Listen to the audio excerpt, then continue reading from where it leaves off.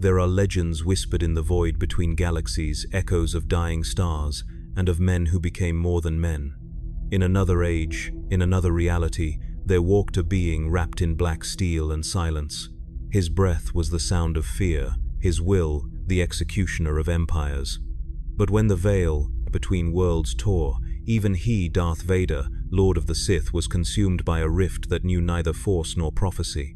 And so he fell, through light, through shadow, through memories that burned like suns. When he awoke, the stars were wrong. There was no Coruscant, no empire, no rebellion, only the grim darkness of the 41st millennium, where there is no peace, no mercy, and no hope save the Emperor's will. And in that moment, a single question thundered across eternity. What happens when the servant of one dead god meets the corpse god of another? If you've ever wondered how a legend of another galaxy would survive in this crucible of endless war, walk with us through the fire. Like the lumen icons of the Mechanicus, your support fuels this channel's machine spirit, so let the algorithm hear your oath. Like, share, and subscribe, that this chronicle may endure within the data slate of history. Now, breathe deep, and enter the void. The world was burning when he awoke. Ash drifted through the sky like snow, thick enough to choke on, but the man did not cough. He did not breathe as others did. Instead, the rasping intake and mechanical exhale of his lungs hissed rhythmically beneath layers of blackened armor, each breath a metronome of fury. The air was wrong, sharper, thinner, soaked with metal and blood, and it struck his senses with alien silence. The Force, his oldest companion, was quiet. He pushed himself upright with a creak of servos and groaning metal. His cape was torn, coated in dirt and plasma scars, and his gloved fingers dug into the soil, coarse, red, unfamiliar.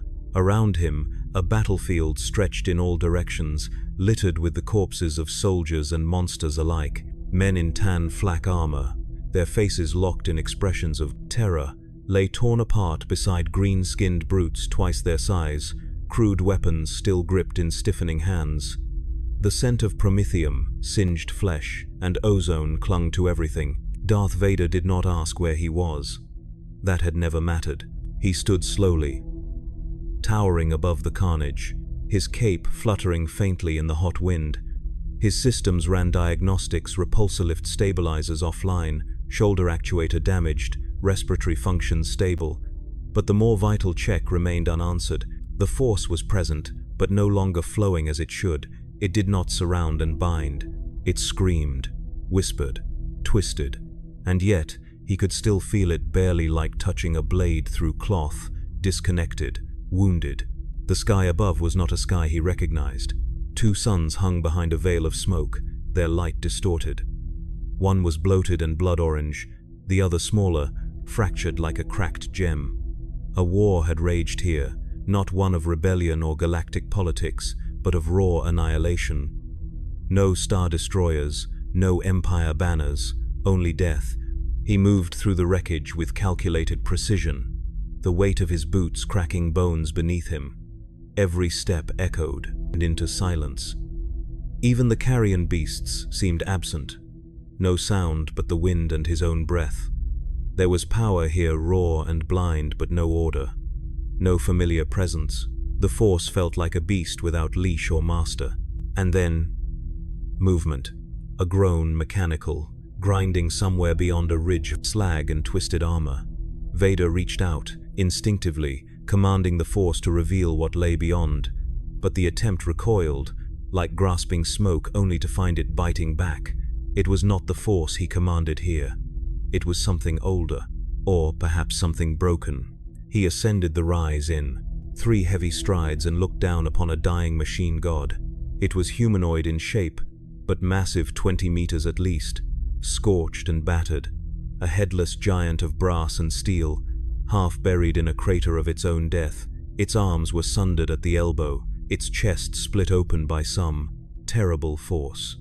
What caught Vader's attention, however, was the figure crawling across its shattered shoulder, a man, or what once had been, clad in red robes, limbs replaced by augmetics, chanting in a language Vader could not decipher. A vox grill replaced his mouth, Wires spilled from his back, like entrails. Omnissiah, forgive me. The rite was incomplete. The man's remaining organic eye flicked toward him. In that single instant, Vader saw no fear, no confusion, only reverence. As though a god had stepped through smoke and ruin to answer a final prayer. The robed figure's voice crackled through the Vox grill, distorted and shuddering. "Are you the fragment?" Vader said nothing. His saber remained at his hip, untouched. He did not yet need it. The man began to crawl toward him, dragging a metal limb through the dust. Every movement released a puff of ash and blood. "They said you would come," he wheezed, "in fire and black, with breath like thunder." He collapsed at Vader's feet. It would have been easy, reflexive, to strike him down, end this delusion of worship before it began, but the Sith Lord had learned the value of silence, of watching, of extracting truth through patience.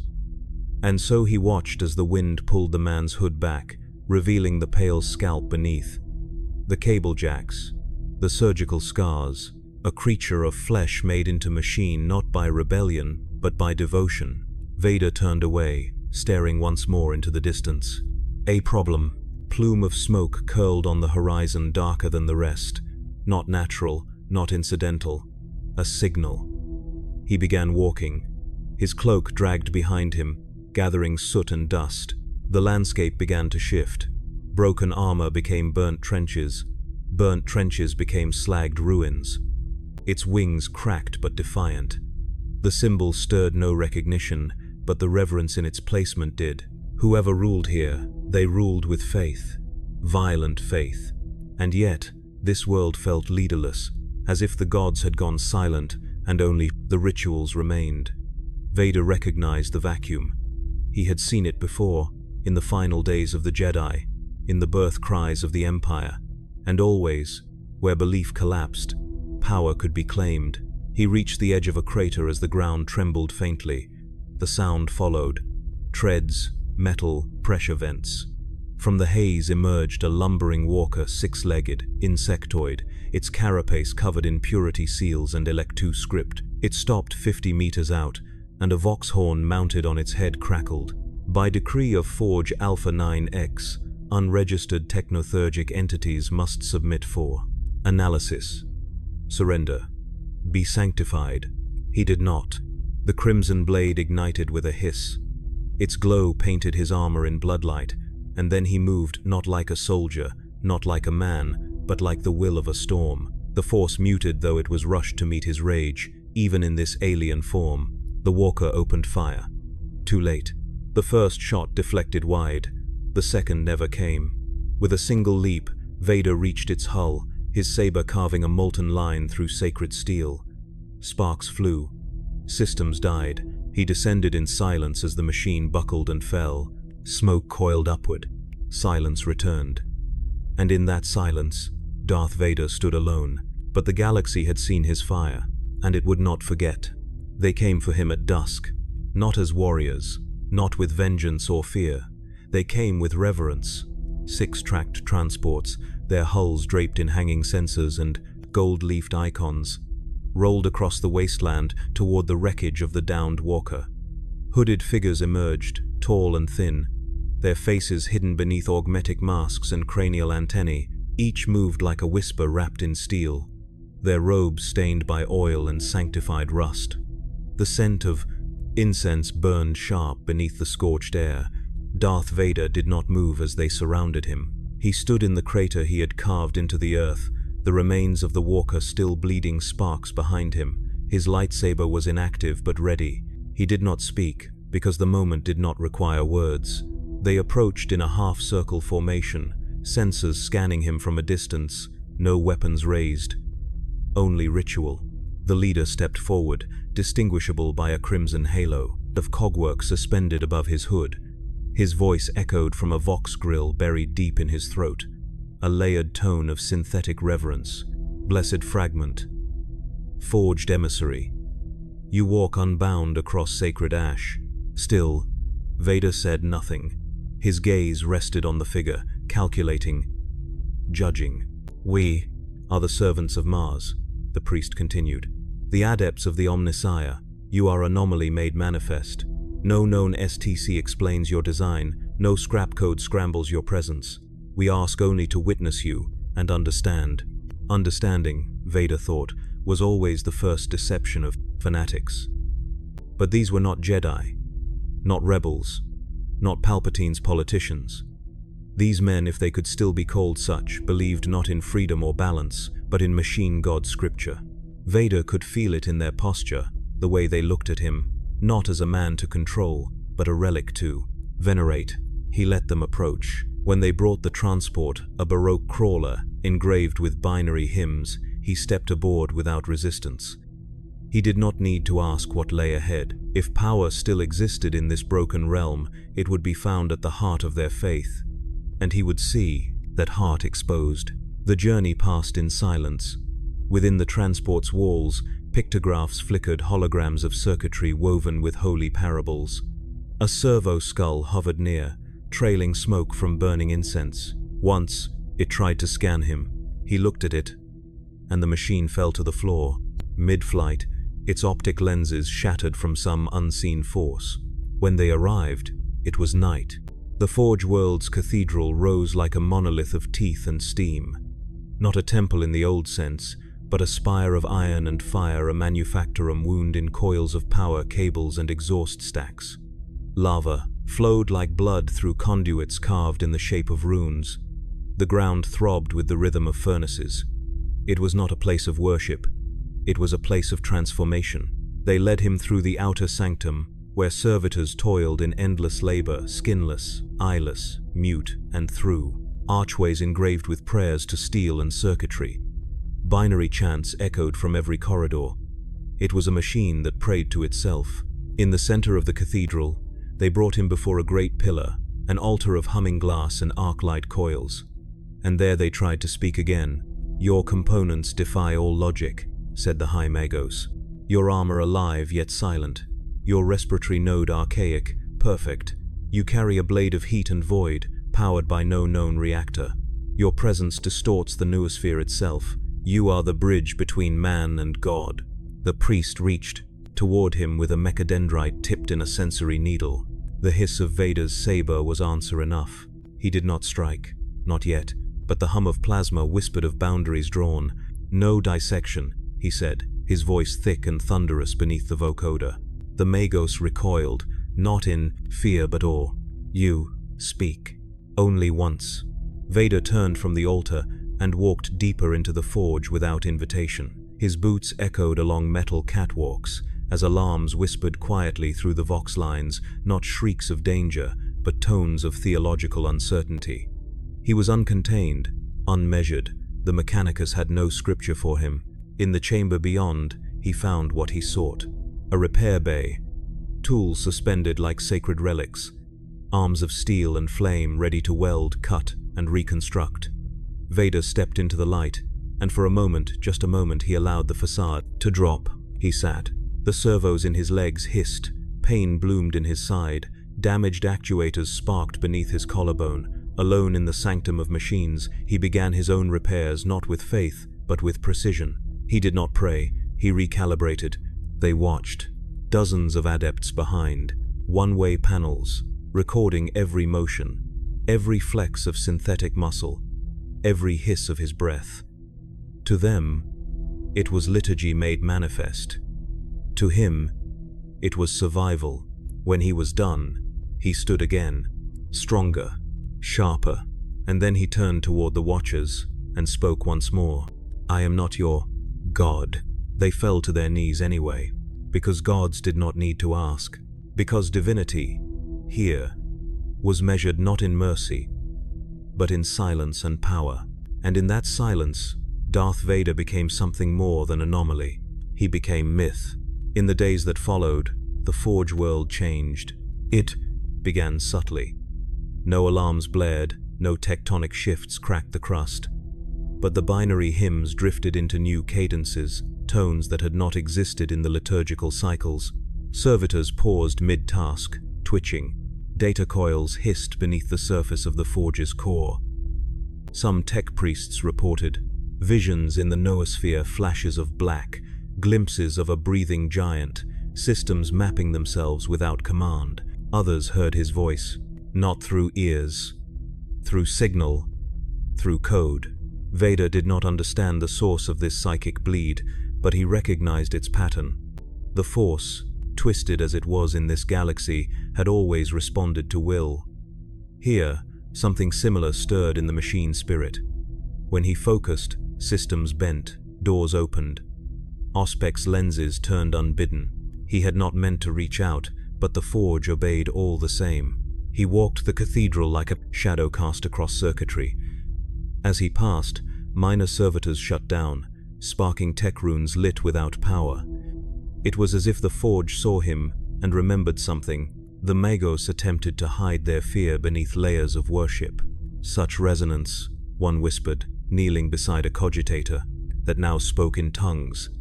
We believed only the Omnissiah could command this. Vader did not respond. He had learned long ago that faith needed no contradiction to burn. If these creatures needed to see a god, they would see one. He was no longer interested in argument, only in control.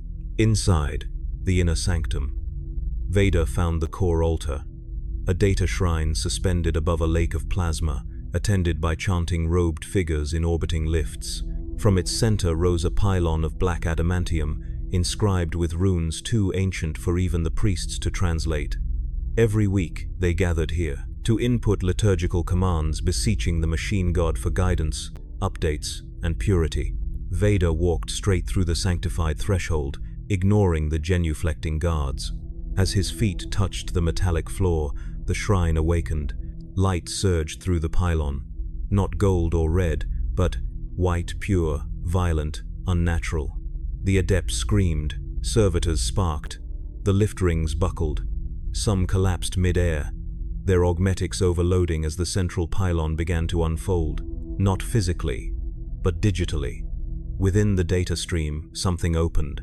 Across the forge, every cogitator, terminal flashed the same image. A black silhouette, breathing. Red light from behind. Static hissed through Vox relays, not even connected to this shrine.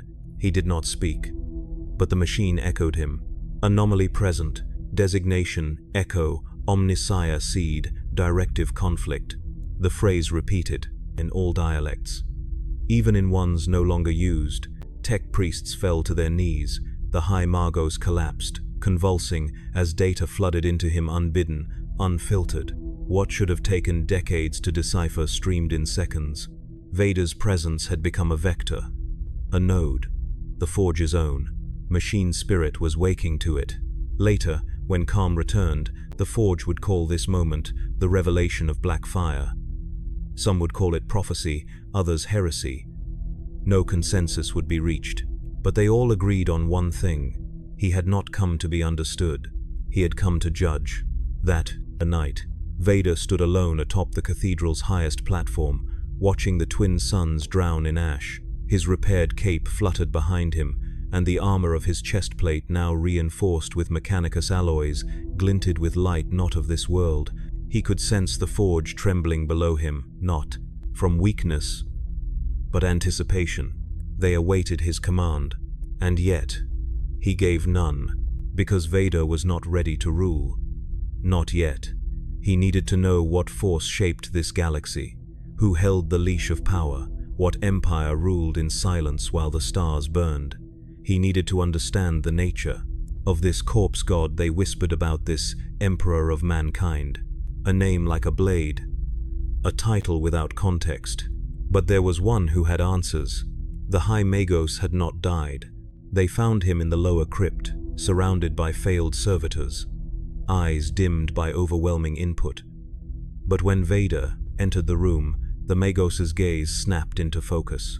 You are the reflection, not the god, the echo. Vader approached, his breath slow and terrible. What is the Emperor?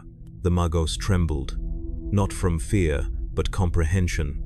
He is the chain, the light, the prisoner, the architect of flesh, seated upon the throne of death. We cannot see him, only feel his will. Vader considered the answer, A god bound in place, worshipped but unreachable, revered but silent. And yet, even in the Force's fractured state, something stirred when that name was spoken, a presence not alive, but not dead either. Like fire trapped in stone, he leaned closer. "Take me to him." The Magos shuddered. "To Terra? It is unthinkable. I will make it possible." That night, the Forge world began to change its purpose. Transports once used for mining were repurposed for construction. Vox relays began transmitting. The data streams shifted to interstellar frequency. And Vader, who still did not fully understand this galaxy, began preparing to step beyond the Forge. But already, word had spread. Across astropathic channels, through the warp, through dream and madness, a black god walked among machines. And something old had started listening. Far beyond the Forge world, across the void, across the infinite nightmare of the warp, something stirred within the throne of gold. It was not movement, not breath. The Emperor had not moved in 10,000 years. But those who stood within the sanctum of the Imperial Palace, who stood vigil over the great pylons of the Astronomicon, would later swear the light changed. A flare, a whisper, a pulse of will so sharp it cut the veil of silence. And then the whisper was gone. But it had been enough. From the depths of Terra's most sacred chamber, data servitors recorded an anomaly. Coordinates. Warp shimmer, psychic distortion along an unaligned Forge world. Not daemon, not sorcerer, something else. Something breathing. The High Lords convened that evening. The air was thick with incense and dread.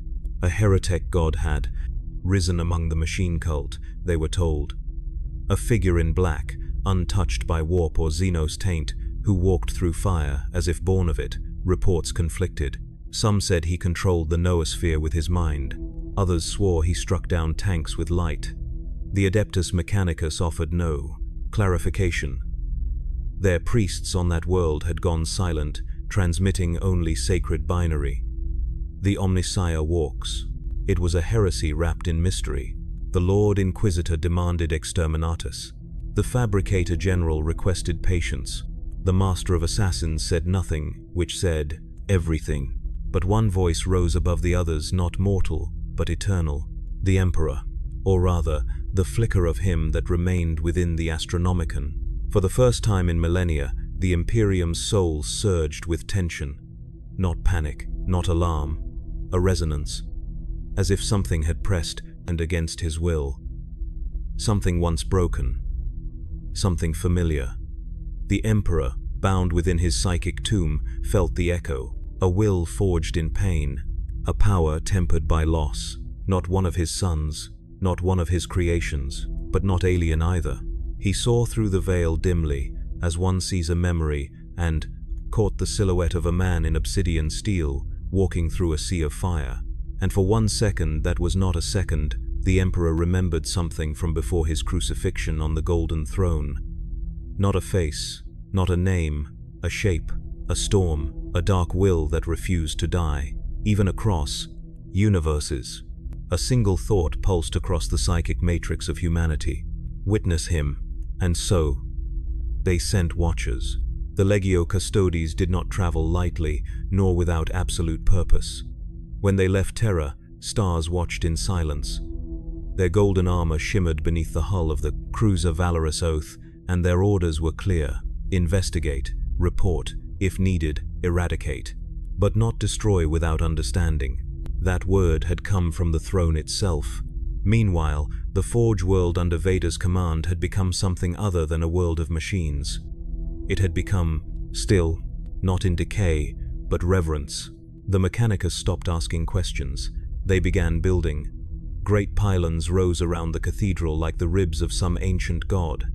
Data spirits once confined now flowed through Vader's armor. He did not command them. They obeyed because they understood what he was, or what they believed he was. He stood at the center of a storm without chaos, not revered like a primarch, nor obeyed like a general. He was feared as the unknown should be feared, a thing unrecorded, untested, and that fear became faith. Vader said little, moved rarely. But when he walked the bridge between plasma channels, even the most hardened Magos fell to their knees. And then the custodians arrived. The Forge's outer monitors detected the cruiser's entry within seconds, but Vader already knew. He had felt the pressure shift in the world's magnetic heart. Felt something golden and silent pierce through the static of the warp. They did not land with trumpets or siege. They walked from flame. 3 of them, clad in auramite and carrying weapons forged in Saturn's fire, stepped into the cathedral as if it belonged to them. Their presence was a storm of restraint, a silence so profound it devoured sound. They found Vader waiting. He stood at the altar, the light of the central pylon humming against his back, his breath the only sound. The lead custodian, taller than any mortal man, stopped within 10 meters. His guardian's spear shimmered with latent force. His voice, when it came, was clean, precise. "You are unrecorded in Imperial archives." Vader did not answer. "You bend machines without right. You walk unshielded through sacred zones. You are not of the Mechanicus." Still, no answer. "You are not of the Imperium." The saber ignited in Vader's hand, not in threat but declaration. The custodians raised their weapons, and for the first time in 10,000 years, golden warriors faced a god that did not kneel. The chamber pulsed with tension. No civilians remained, only metal, fire, and destiny. Then the lead custodian spoke again, this time softer. "What are you?" And Vader, silent for days, replied, "I am what remains." That was enough. Weapons clashed.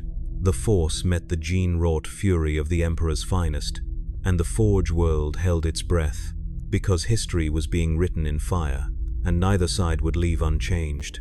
The first strike came from the custodian, a blur of gold, faster than mortal eyes could follow, as the Guardian spear arced through the air with weightless fury. It should have pierced clean through armor, man and myth alike, but it met something it did. Not expect a wall of unseen force, pressed outward from Vader's raised hand like an extension of his will. Sparks danced along the invisible barrier as the blow rang out like a struck bell, echoing through the sanctum. The second strike was Vader's. Not with blade, not with hand, but with pressure. The force erupted from him like a crushing tide, slamming the custodian back across the chamber. The golden warrior struck the adamantium wall with enough force to dent it, but he did not fall. He rose, spear burning with energy, lips bloodied but calm. The others moved next, 2 more. Custodians flanking him, their movements a synchronized code of discipline and wrath. Together they struck, weaving gold and flame, one with sweeping cleaves, the other with pulsing bursts of guardian flame from the barrel beneath his blade. Vader flowed between them, nor as a soldier. He moved like thought made shape. Every step was a prediction, every parry a refusal. His saber hummed its crimson tune as it clashed with auramite, cutting the air itself in arcs of molten red. The Force twisted reality around him, shifting gravity, sound, time if only in degrees. But he was not invincible. Not here. Not anymore. The Force was broken in this galaxy. Tainted. Muted. What once bent effortlessly now resisted. The presence of the warp this galaxy's psychic ocean pulled against his instincts like a riptide. With every blow exchanged, he felt the distortion grow, and with it came voices, not from his enemies, from within. They hissed across the surface of his mind, laughing, singing, naming him not as Vader but as vessel. They came in colors, laughter as blue flame, hunger as bleeding violet, whispers that slid like knives through thought. He saw visions not born of memory, flashes of thrones made from teeth, of robed figures with skin made of scripture, of endless laughter rising from stars split open. The warp had noticed him, and it was hungry. One custodian fell, his armor breached by a force push so precise it shattered internal bone. Another staggered, his arm limp, his shoulder scorched. But the third remained standing, the leader, spear still poised. His gaze never left Vader's. "You are not demonic," he said at last, breathing hard. "No, you are not one of his." Vader's mask inclined. The sabers hum filling the silence. No. The custodian lowered his weapon partially. Then what purpose drives you? The question rang hollow in the air, because for a moment, Vader did not know. He had come to survive, then to understand, then to control. But now, something greater pressed at the edges of his will. This galaxy did not merely resist his presence, it reshaped it. Here, the Force did not operate in balance. There was no light, no dark, only hunger. The raw emotional tides that once gave him purpose, hate, sorrow, rage, were now currency of gods, with names like disease. He deactivated his saber. The custodian flinched but did not attack. "I have seen the rot," Vader said, his voice low, like thunder behind a mountain. "This galaxy burns with it." Faith twisted into chains. Power diluted by ceremony. He stepped forward, and the custodian did not retreat. "You think your emperor lives. You pray to a corpse." The air turned sharp. But the custodian only stared. "And yet," Vader continued, "something answers. That was the truth, wasn't it? The golden presence he had felt somewhere distant, locked in agony and brilliance, was not gone. It pulsed like a star behind glass, hidden but terrible. Vader had known power. He had lived beside it, been consumed by it. But this was not a Sith Lord's ambition. This was sacrifice eternal. The Emperor of mankind did not rule. He endured. And in that endurance, Vader saw the mirror he feared most. A throne. A prison. A body that did not die because too much depended on it. A machine bound by love, hate, and the cost of peace. Later, when the custodians left, they did not raise weapons again. They departed in silence, leaving behind fractured stone, damaged systems, and a single question, whispered across astropathic channels. What did we just face? Back on the Forge world, the Mechanicus began to divide. Some now worshipped Vader as the incarnate Omnissiah, an avatar not of prophecy, but revelation. They claimed his very footsteps altered electromagnetic flow, that his presence alone awakened machine spirits long dormant, that the Forge itself had chosen. Others called for war. They called him blasphemy, a demon of order, a false god sent to mislead and dominate. Skittery-eye legions began to splinter. Civil code fractured. Magi debated not with words but with plasma, and still Vader remained. At the peak of the Iron Cathedral, above lava flows and screaming servers, he stood in quiet thought. The voices of the warp did not cease, but he had learned to push them aside. They did not offer power, they demanded it. He was not theirs. He was not the Emperor's. He was not Anakin Skywalker. He was the storm between systems, the fracture that reminded empires they were not eternal. He had crossed from one doomed galaxy to another, and still, he stood, and if this galaxy demanded gods, he would show them one. The duel had ended, but the silence had only deepened. Within the corridors of the Forge world, golden echoes still rang in the servos of collapsed servitors and fractured pillars. Data streams buzzed with rewritten code, unintended, uncommanded. Vox relays fluctuated between prayer and raw static. The machine spirit had changed. Whether it screamed or sang, none could agree, but the custodians had left something behind, one of their own. His name was forgotten by most, buried in the security clearance of the Throne World, but the Forge World came to know him only as the Warden, a single custodian, assigned not to kill, but to remain, to observe, to witness. He stood at the base of the Iron Cathedral now, unspeaking, unmoved, an avatar of golden defiance. He did not kneel. He did not pray, but neither did he attack. The Mechanicus left him alone. Their ranks were too fractured to challenge such a presence. Some bowed to him as a vessel of the throne. Others regarded him as a warden sent to judge them all. Vader watched him from the upper sanctum. It was not the custodian's armor that intrigued him, nor his discipline. It was his silence. The same silence Vader had learned to master, the same weight behind every unspoken word, every breath not taken. The custodian had seen him, fought him, and not once broken beneath it. He remained, whole, and that required understanding. So Vader descended. He moved through the cathedral slowly, the hum of the forge lowering in reverence at his passing. Binary. Liturgies silenced themselves. Even the lava beneath the sanctum seemed to slow its bubbling course. The warden stood still, his guardian spear planted in the stone like a banner. Vader stepped within 10 paces. They regarded each other without gesture.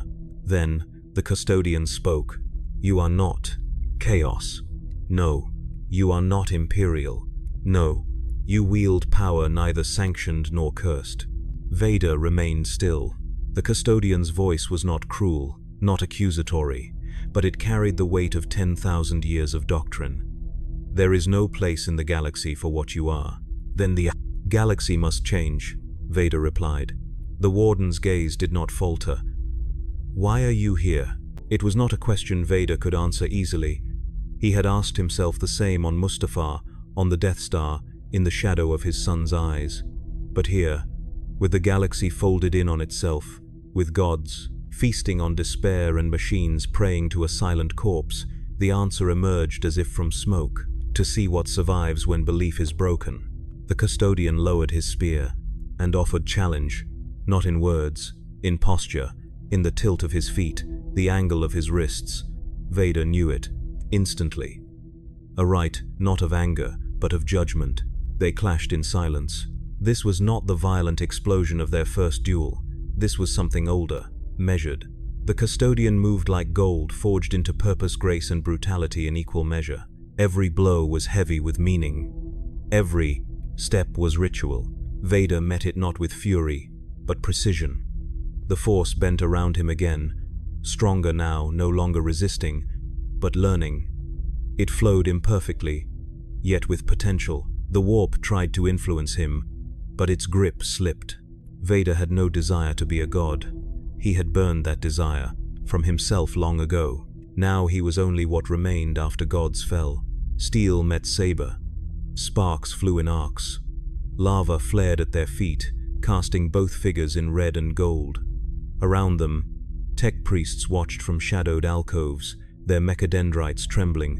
Some recorded, some prayed, some wept. The duel did not last long. Vader's blade caught the warden's shoulder, in a final arc, not a killing stroke, but a mark, a choice.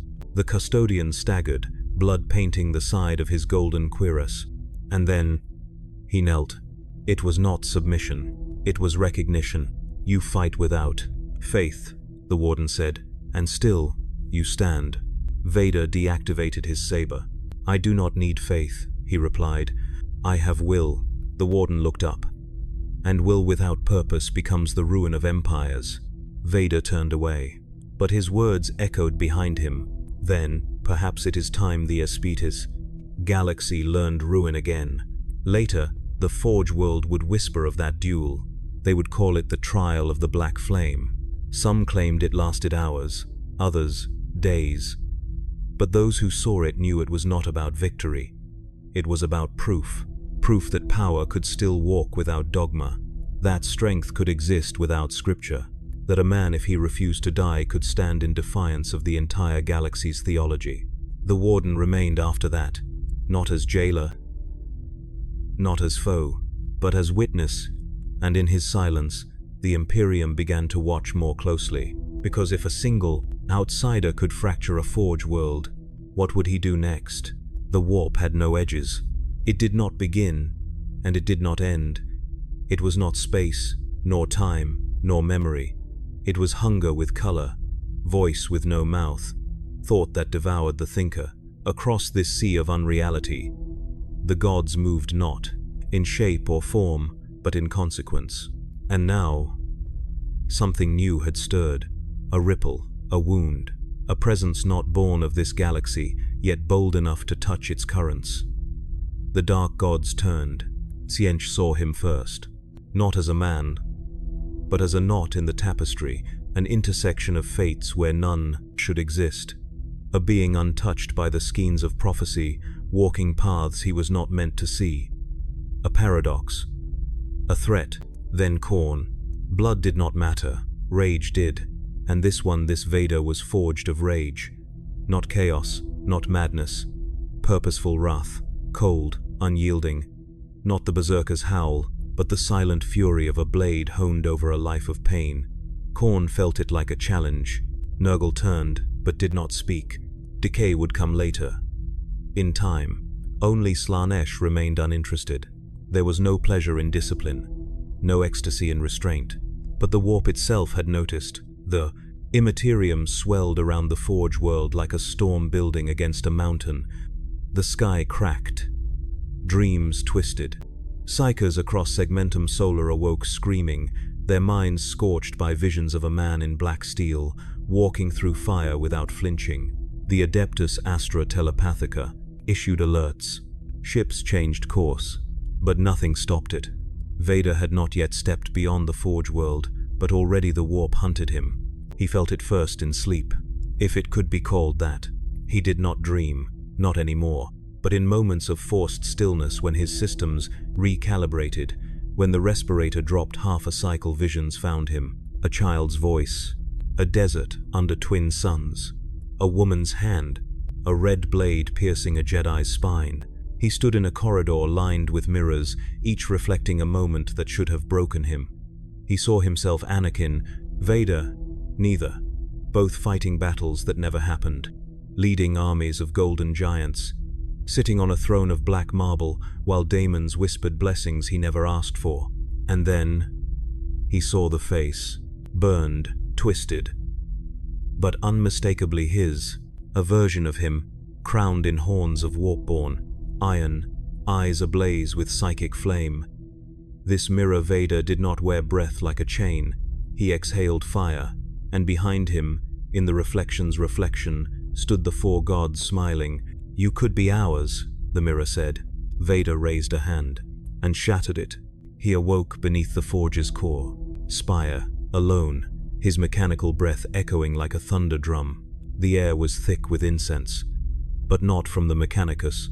It smelled wrong, sweet and coppery. He stood, hand already at his saber, and saw them, figures too tall, too thin, emerging from the shadows like dreams made meat. Skin the color of bruises, eyes too many, weapons made of bone and suggestion. Warp things, daemons, not fully real, yet far too present.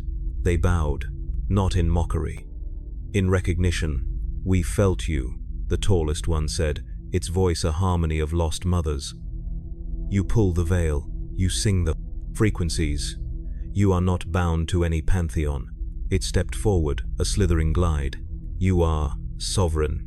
Vader said nothing. His saber activated with a hiss that cut through the chamber like judgment. The daemons did not flinch. "You need not fight us," it said. "You are already breaking them. You are already making room." The others circled slowly, forming a ring of suggestion and temptation. You could unseat the corpse god.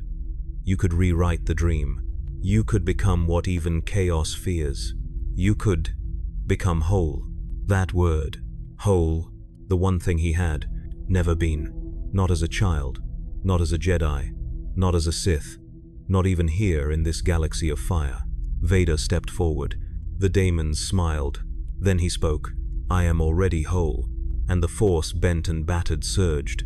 The chamber exploded, not in light, but gravity. Vader did not attack. With blade, he crushed the room with will. Stone folded, reality screamed. The daemons howled, not in pain, but confusion. He was not rejecting them, he was overpowering them. Not with faith, not with chaos, with identity. They fled as shadows do under sun. And the warp recoiled. Vader stood, alone again, smoke curling from the edges of his armor, the hum of systems recalibrating. Later, the Mechanicus would find the room collapsed, walls marked with runes that translated to no known dialect. They would not understand what had happened, only that something ancient had challenged their god and lost. From the warp's edge, the gods watched. Tziench tilted 1,000 heads in curiosity. Khorne marked the name, and Slaanesh, at last, looked up, because something was coming, something neither of their making, nor their control. Faith fractures easily when it meets the unexplainable.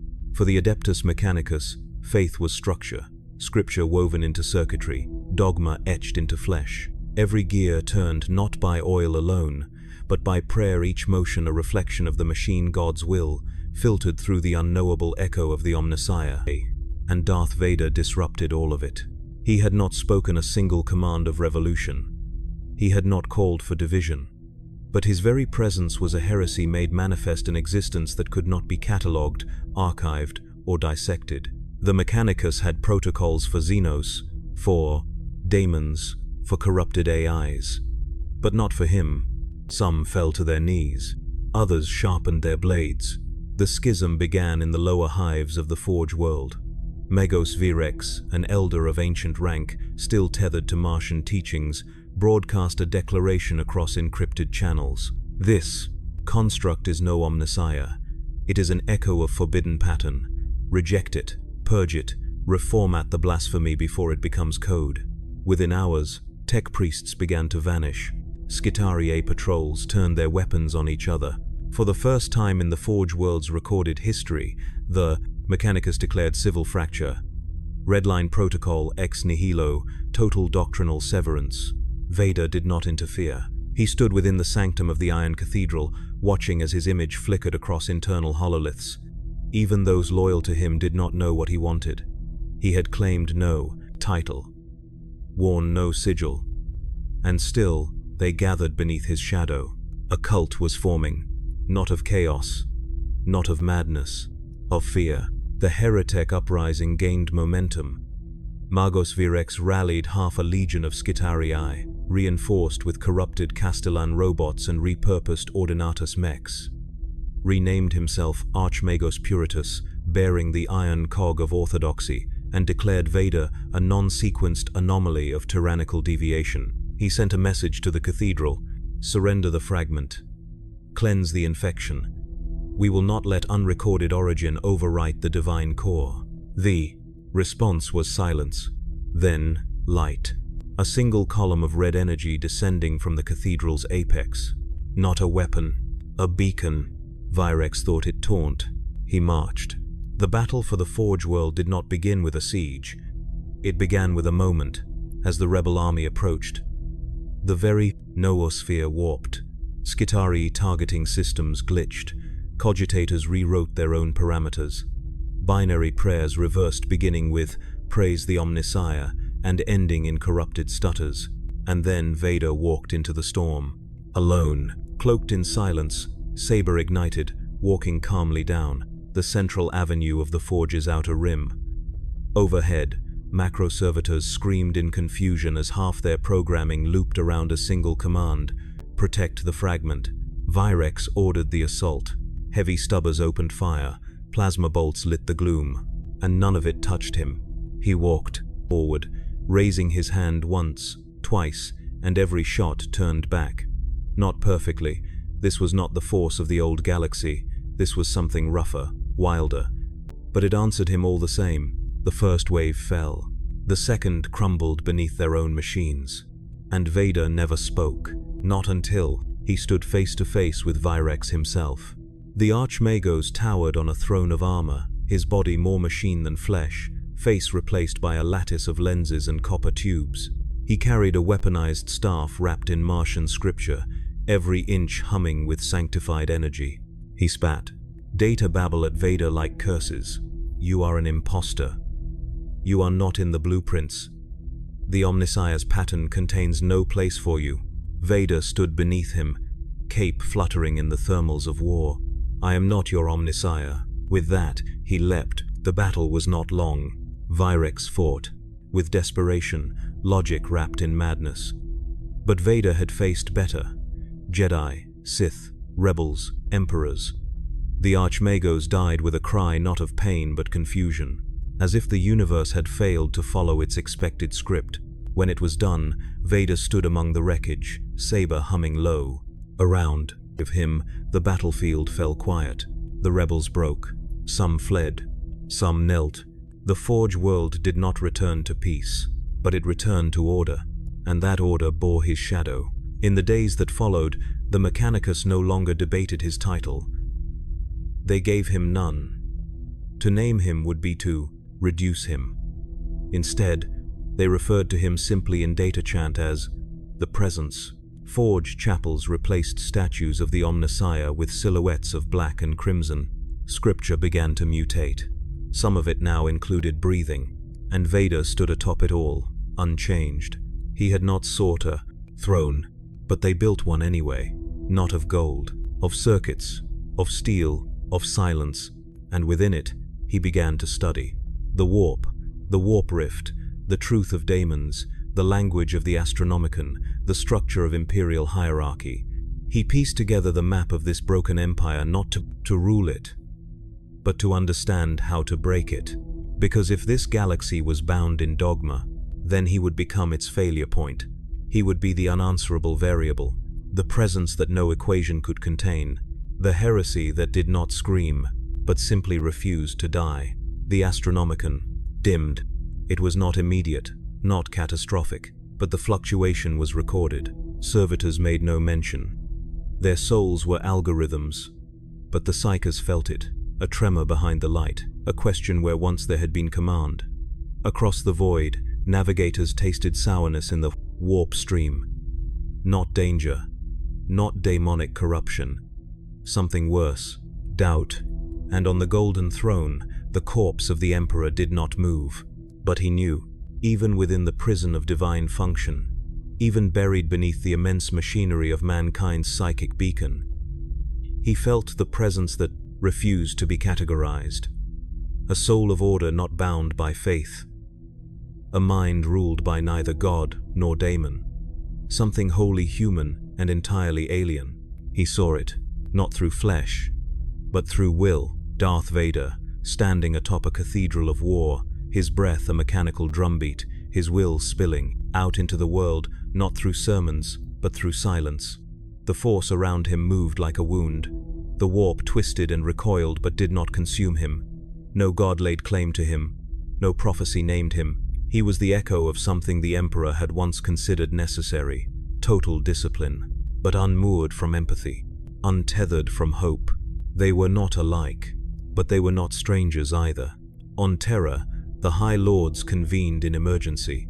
The Custodian Warden's report had arrived. There was no daemon, there was no psyker, there was no conventional heresy to name. There was only this presence black-armored, unclassified, seated now upon a Mechanicus-forged throne, while half the forged world sang prayers in binary rhythm to his image. A shrine had appeared. No orders had created it, but it was there, solid, growing. One High Lord proposed assassins. Another countered with inquisitorial insertion. But the silence from the Astronomicon still held. It was not a command. It was not refusal. It was observance, and that terrified them more than any demonic breach. They did not understand what the Emperor was doing, but neither did the Emperor. He could see Vader more clearly now. Moments bled through the warp blades, meeting blades, daemons fleeing from a will not born of Imperium, a man refusing to worship, refusing to kneel, refusing even to speak unless it served his design. In that, he saw a shard of an old fear, because long ago, before the heresy, before the First Legion, there had been debates silent, internal, never spoken aloud about the nature of control. Whether peace could be enforced by clarity alone, without reverence, without myth, whether the tools of gods could be wielded without becoming them. And now, in Vader, he saw the answer forming, a being forged in fire, stripped of self, armored in regret, and yet still walking forward. The warp saw it too, but it did not understand him. Daemons watched from the veil, confused and angered. Here was a man shaped perfectly by their instruments' rage, pain, discipline, isolation, and yet he rejected their whisper. They tried to offer what he already embodied, tried to tempt him with what he had already become. He was impervious, and so the warp lashed out. Across the galaxy, minor rifts erupted, demonic incursions increased, not full-blown invasions, but probes, testing the edges, searching for the crack, seeking the threshold through which they could slip into him. Vader felt them each time, not with the clarity he once had as a Sith Lord, but through instinct sharpened by years of betrayal and discipline. He saw the shadows flicker in data chambers, heard the vox babble of tech priests shift pitch mid-chant, felt the tension in the air when the warp reached through the veil, and in those moments, he did not strike with saber. He simply spoke, one word, enough, and it stopped. Even the warp could be pushed back when faced with a will that refused to be rewritten. But his presence was not infinite. In the deepest chamber of the cathedral, Vader knelt not in worship, but in maintenance. His body, still damaged, still dependent, still haunted by the scars of Mustafar, required constant recalibration. The Mechanicus offered assistance. He refused it. He needed no acolytes for this. His limbs were his own burden. As he worked adjusting circuits, cleaning power lines, replacing a fractured plate, his mind drifted. To Tatooine, to Obi-Wan, to Padme, to Luke. Fragments, but they no longer bled. They had hardened into iron. He did not hate them anymore. He did not need them anymore. But he remembered, and that, in some small way, made him stronger than the gods who demanded forgetfulness as tribute. Back on Terra, in the psychic tomb of divinity, the Emperor's soul reached out, once more, not to command, not to control, but to understand. For a fraction of a heartbeat, their minds touched not as master and servant, but as architects of ruin. Vader saw the throne. He saw the agony. He saw the lie that held the galaxy together. And the Emperor saw the silence inside. A man who had burned his name away. A man who could not be used. A man who chose what he became. Then the connection severed. No words exchanged. No message passed. Only recognition. And the warp screamed, because something in the galaxy had shifted. A shadow had fallen not across the Imperium but across its soul, and that shadow had no master, only purpose. The breach opened without warning. It was not heralded by blaring sirens or the solemn intonations of tech priests. There were no vox transmissions from deep space relays, no astropathic cries of alarm. The warp tore itself open like a wound too long ignored above the Forge world, above the Iron Cathedral ripping into real space with a scream no ear could hear but every soul felt. The sky turned violet, not soft, not celestial, sickening, alive. Warp energies surged into the upper atmosphere, spiraling in tendrils of flame and screamlight. Daemons poured forth not armies, but manifestations, symbols of hunger and delight, horror and temptation. Some came clad in golden armor that wept blood. Others had no shape, only echo. They did not land with tactics. They descended, like joyless. Angels falling in reverse. The Forge shuddered. Pilgrims screamed. Tech priests chanted louder, hoping louder worship would protect them. It did not. The daemons didn't target the people. Not yet. They sought him. Vader watched from the high parapet of the cathedral, cloak billowing in the Métis, rising wind of unreality. His respirator hissed with slow, mechanical calm. Around him, the air crackled with warp flux, bending light around his frame. Lesser men would be paralyzed by the raw psychic heat radiating from the rift. But he had felt worse. He had become worse. He descended the parapet in silence. Below, Mechanicus warriors attempted formation, but data screams disrupted their command channels. Machines turned on their own. Skitarii failed to respond to binary. Entire weapon systems locked up in the presence of raw psychic contempt. Vader walked through the chaos, untouched. Daemons turned toward him as if pulled. They slowed. They smiled if such things could smile. They approached like beasts testing a lion. Temptation oozed from their steps. Whispers coiled around his mind. Your pain is divine. We can give it meaning. You were always one of us. You wear black because you've forgotten how to kneel. He raised his hand. The Force responded not as it once had, but as it now obeyed. It was no longer balance, no longer light or dark. It was his, an extension of discipline. Rage focused not outward, but inward, curved like a blade into the Munum self. With that will, he crushed the nearest daemon into dust.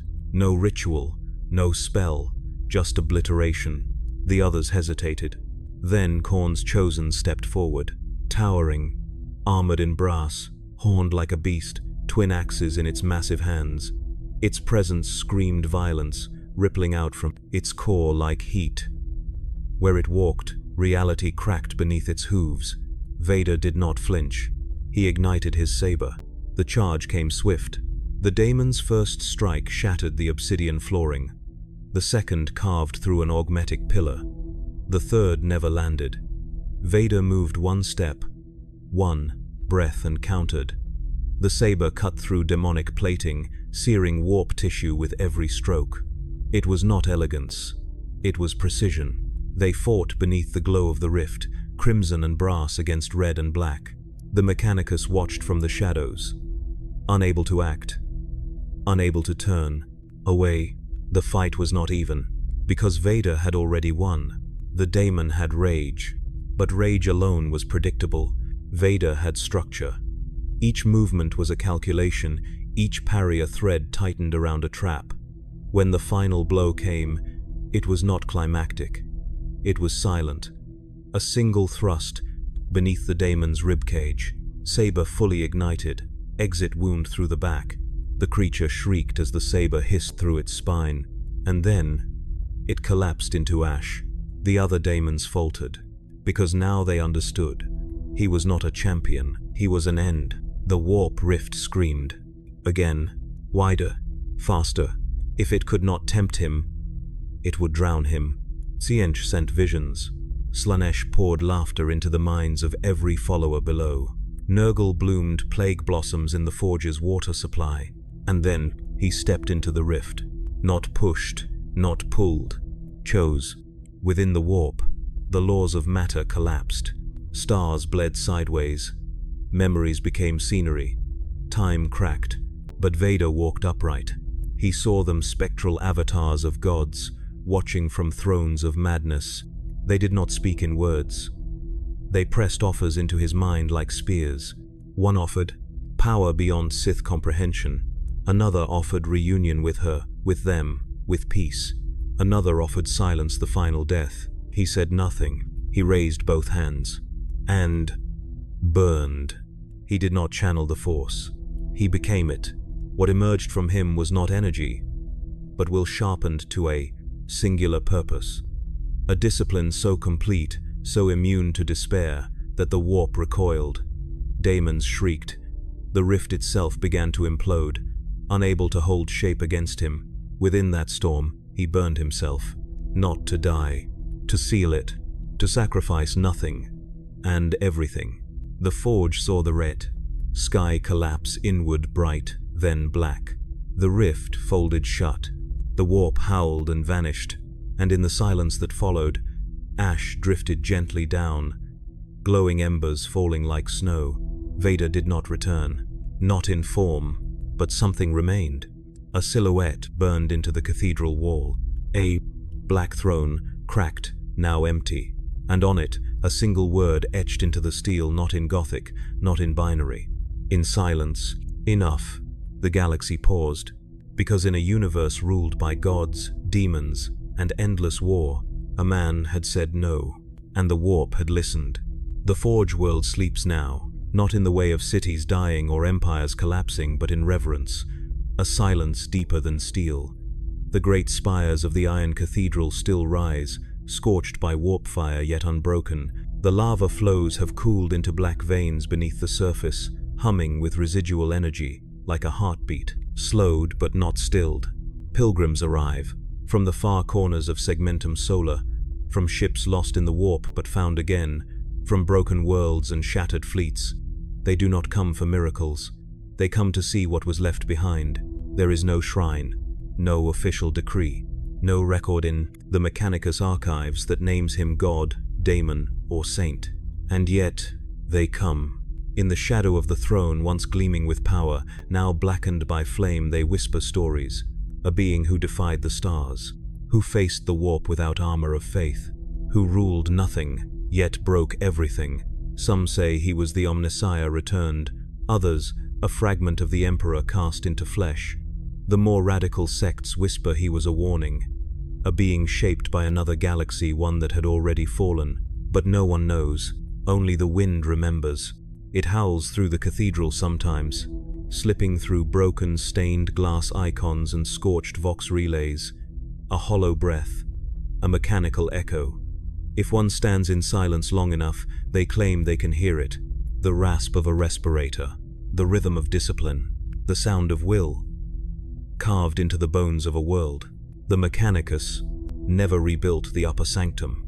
They left it untouched, preserved beneath a field of electromagnetic silence. Machines will not work there. Prayers fall flat, but the glow never fades.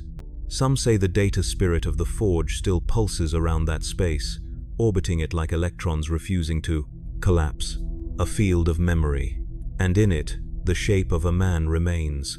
Time passed, decades, maybe centuries. No one could agree. For the Imperium, memory is a fluid substance. Dates bleed, names become titles, events become legends. But still, they whispered. On worlds where the Astronomicon flickers, they tell of a shadow that fell once over Terra's light, and did not destroy it, only reminded it of its limits. On forge worlds threatened by heresy, some chant in the old binary, presence before pattern, will before worship. And on dead moons where nothing grows, some settlers find carvings in obsidian stone, not etched by hand, pressed into it as if by memory itself. A figure, cloaked, masked, breathing, watching. They do not fear it. They leave offerings, but no religion forms, because what he left behind was not faith. It was refusal, a single, perfect denial of a galaxy that had forgotten how to say no. He did not teach, he did not lead, he endured. And in enduring, he reminded every soul, human or machine, that existence is not owed to gods, not even dead ones. On Terra, the Emperor remains silent. His golden throne hums. The Astronomicon burns.